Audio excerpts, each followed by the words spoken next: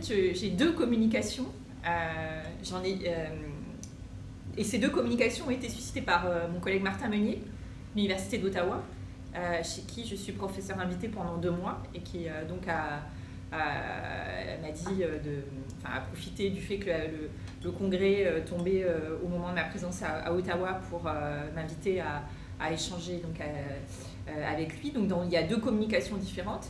La première que j'ai faite hier, c'était un échange avec un collègue français, Yann Raison-Duclosiou. Donc c'est assez drôle c'est assez drôle finalement de se trouver ici à Montréal, à la Société québécoise d'études de la religion pour échanger. Enfin, c'est intéressant de voir que c'est à l'étranger finalement qu'on trouve une opportunité d'échanger. Je pense que c'est une très bonne chose, mais c'est aussi probablement lié au fait que Martin est un bon connaisseur aussi du catholicisme français et des travaux de recherche qui sont faits sur lui. Donc c'était vraiment sur nos trajectoires de recherche et sur nos analyses, en gros sur les 10 dernières années du catholicisme français. Voilà, donc ça c'était la première communication.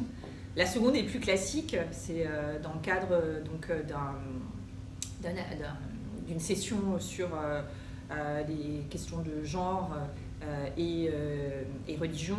Et donc Martin Meunier et Marie-Ève Larivière présentent une analyse.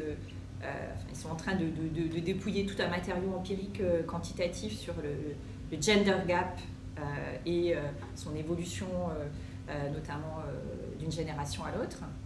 Et il restait une troisième place pour moi, où moi je m'intéresse à une autre forme de gender gap qu'on retrouve dans le catholicisme français, qui est moins finalement l'écart de pratique ou l'écart d'affiliation que l'écart entre hommes et femmes dans l'investissement dans des positions qu'on appelle en France des laïcs en mission ecclésiale, c'est-à-dire des personnes qui sont souvent salariées, qui ont une lettre de mission qui est donnée par leur évêque pour en gros faire office de prêtre là où c'est possible et pour permettre au catholicisme français où le nombre de prêtres ne cesse de diminuer, encore moins 20% de prêtres diocésains, enfin au service du diocèse en France dans les 10 dernières années. Et cette population, elle est à 90% composée de femmes. Et ce qui m'intéresse tout particulièrement dans la communication que je fais, c'est de montrer comment ces femmes qui sont extrêmement présentes, sans qui l'Église catholique ne pourrait plus en France avoir la présence sociale qu'elle a encore aujourd'hui, répondre aux demandes de rituels qui s'adressent encore à elle, même si ces rituels ont beaucoup baissé, être présent, avoir une présence dans des institutions publiques comme l'hôpital, l'armée, la prison, elle ne pourrait pas le faire sans ces femmes. Et la communication, elle porte tout particulièrement sur leur invisibilité liturgique, qui a même été accrue ces dernières années avec toute une série de controverses autour justement des questions de genre dans la liturgie, qui a encore renforcé l'exclusion de ces femmes de l'espace de l'autel, et donc qui renforce encore leur invisibilité, y compris aux yeux des personnes catholiques pratiquantes régulières qui n'ont probablement pas conscience de l'importance du rôle de ces femmes aujourd'hui dans le catholicisme français.